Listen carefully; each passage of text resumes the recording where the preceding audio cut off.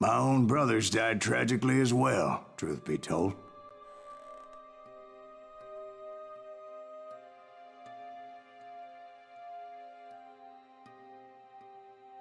It was 1868, and me and my older brothers were pulling a tidy profit running cattle into Juarez, Mexico. One night after my brothers retired for the evening, I found a little poker game in a cantina with a couple of cowboys. And I just couldn't lose. I even won an old Spanish coin that had to be 100 years old. Well, I was mighty pleased with myself the next morning as my brothers and I rode for Texas. But before we crossed the border, those cowboys caught up with us. It was Johnny Ringo, Roscoe Bob Bryant, and another asshole named Jim. They wanted their money back and everything else we had, including our lives, as those boys didn't want us coming for them later. Bob put that old Spanish coin in my mouth and said, "I won't have it said that I left you with nothing, boy." Well, those horses bolted, and there we hung as those bastards rode away. The branch finally snapped under the weight of the three of us, but being my older brothers were bigger and heavier, they were already dead. And right then I swore to myself that I would avenge them. Ringo you know about, but Bob eluded me until I heard he was riding with the Wild Bunch.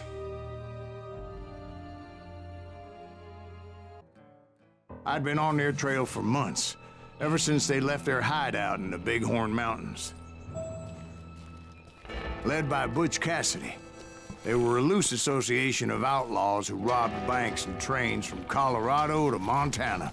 Among them was the Sundance Kid, and that murderous hombre I was tracking, Roscoe Bob Bryant. Were you a part of that giant Pinkerton posse after the Wild Bunch? No, boy. A circus like that would have slowed me down. Besides, I wanted Bryant all to myself. I'd heard about a large shipment of gold being transported to Wilcox, Wyoming on the Overland Flyer. I figured the Wild Bunch would likely hit such a treasure, and by God, I figured right. They blew the bridge with the intention of forcing the train to stop. Well, I assumed the Wild Bunch was likely in the still intact part of the train high above, so I had no choice but to make my way up through the passenger cars dangling down. I was determined to make that sumbitch Bob pay for what he did to my brothers.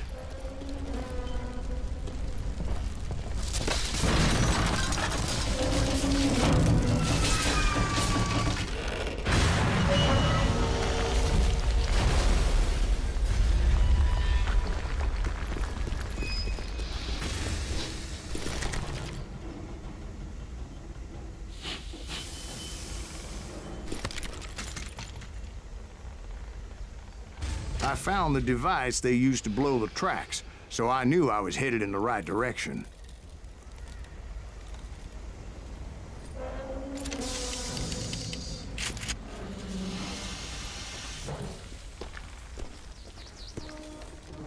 My ears are still ringing from blowing up that bridge.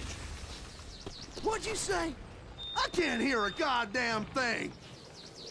Well, I made my way off unscathed and came upon a few members of the gang and had no choice but to dispatch What them. the hell? From there, I had to negotiate an even more precarious route.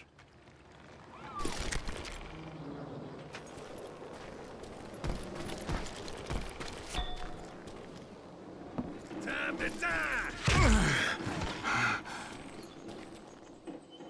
But first, I would need to get my ass out of there.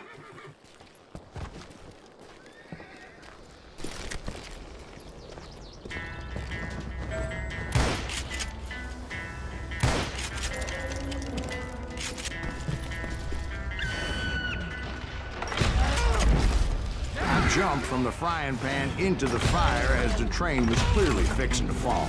I had found the gang, but in order to find old Bob, I needed to fight my way forward past a whole passel of desperados.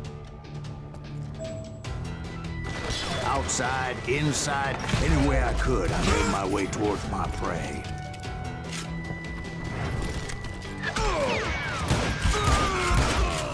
Well, what about the passengers?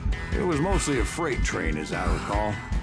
There were no passengers aboard that day.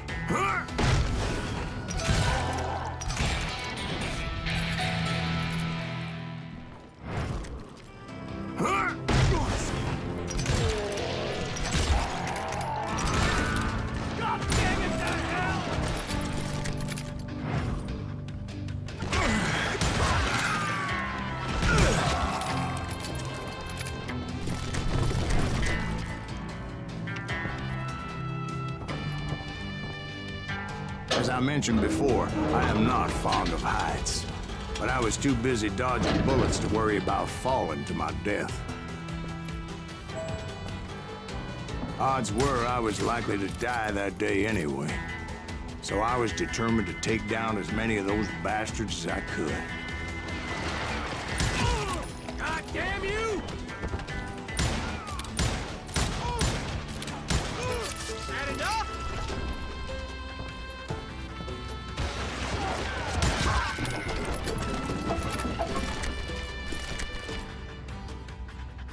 Ready to meet your maker. Hell's gonna hurt you bad.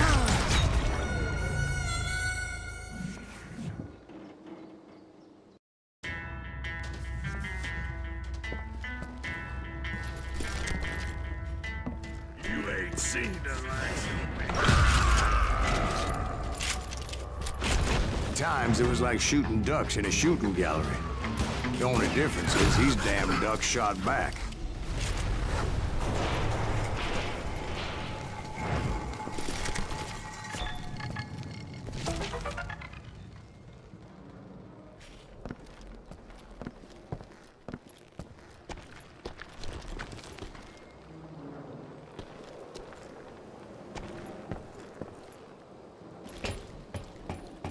I kept hoping the law would show up and give me a You mean hand. like that giant Pinkerton posse that I read about? Did they come riding in, guns a-blazing to help?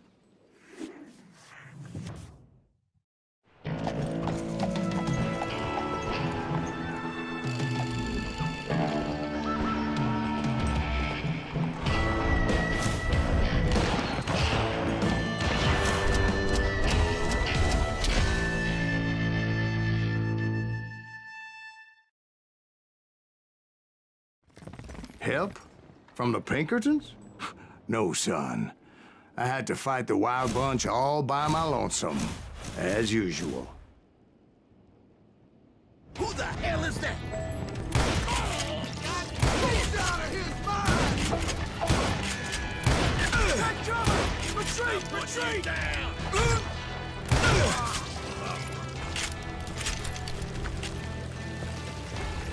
He's killing everybody! Now you're dead. He'll kill us all! Now you're in. Death is coming. I'm still standing. Hell's gonna hurt you bad.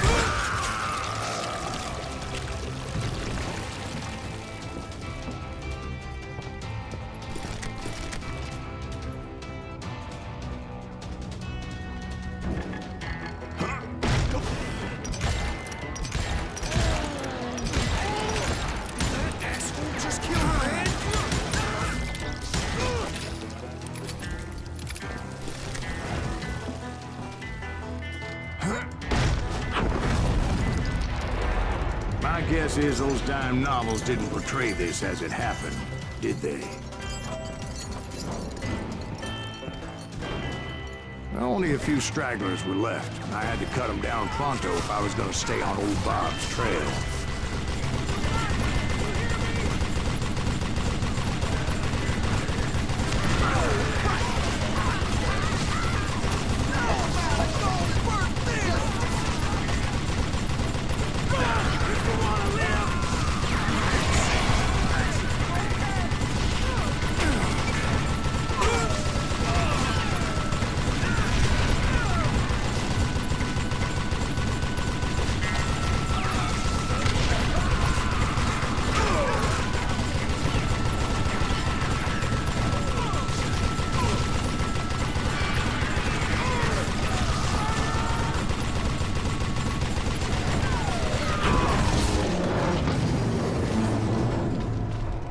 Once I silenced all those guns, I went searching for my nemesis, determined to finally have my justice. But the only survivor who welcomed me was George Flat-Nosed Curry. Who was he?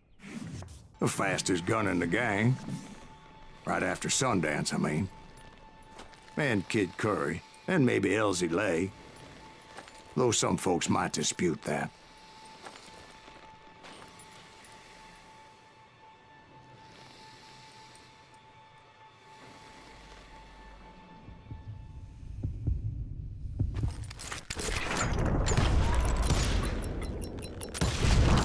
On that very same day, Butch Cassidy and the Sundance Kid decided to leave the Wild Bunch behind and decamped for South America.